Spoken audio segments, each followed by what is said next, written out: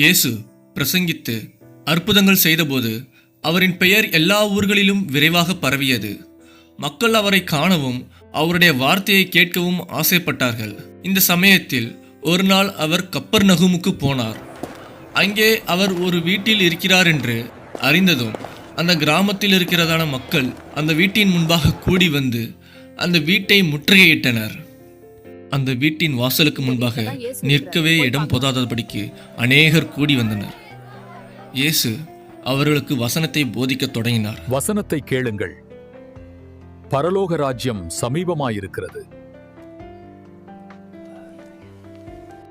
அந்த வீட்டிலிருந்து வசனத்தை போதித்துக் கொண்டிருக்கும் பொழுது ஒரு திமிர்வாதக்காரனை அவருடைய நண்பர்கள் 4 பேர் சுமந்து கொண்டு வந்தனர். அந்த வீட்டில் முன்பாக ஜனங்கள் கூட்டமாக இருப்பதை அவர்கள் கண்டு எப்படி நாம் இயேசுவுக்கு அருகில் போவது என்று ஒருவருக்கொருவர் பேசிக்கொண்டே திகைப்போடு நின்றனர்.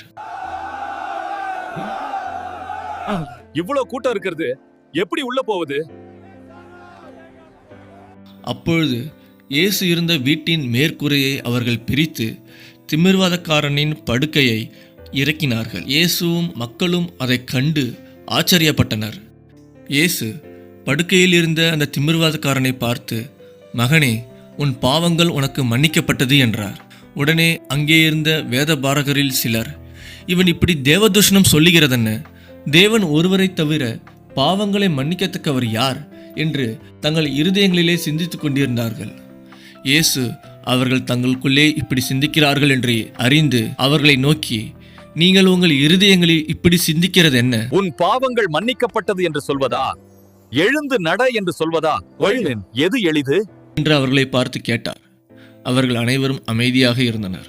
இயேசு மறுபடியும் அவர்களை பார்த்து, பூமியிலே பாவங்களை மன்னிக்க மனுஷகுமாரனுக்கு அதிகாரம் உண்டு என்பதை அறியுங்கள் என்று சொல்லி திமிர்வாதக்காரனை பார்த்து, மகனே, எழுந்து உன் படுக்கையை எடுத்துக்கொண்டு உன் வீட்டுக்கு போ என்று கட்டளையிட்டார். உடனே அவன் எழுந்து தன் படுக்கையை எடுத்துக்கொண்டு எல்லாருக்கும் முன்பாக போனான். அப்பொழுது எல்லாரும் ஆச்சரியப்பட்டு, நாம் இப்படி ஒருபொழுதும் கண்டதில்லையே என்று சொல்லி தேவனை மகிமைப்படுத்தினார்கள். அந்நாளில் கப்பர்நகூமில் நடந்த இந்த அதிசயம் எல்லாரையும் வியப்பில் ஆழ்த்தியது. அதுபோல இன்றும் விசுவாசத்தோடு இயேசுவினிடத்தில் வருகிறவர்களுக்கு அதிசயங்கள் நடக்கிறது. நீங்களும் விசுவாசத்தோடு அவரை அணுகும்போது உங்கள் பாவங்களை அவர் மன்னிக்கவும் உங்கள் நோய்களை குணமாக்கவும் அவருக்கு அதிகாரம் உண்டு என்ற விசுவாசத்தோடு அவரை அணுகுங்கள். விசுவாசியுங்கள். தேவனுடைய கிருபை உங்களுக்கு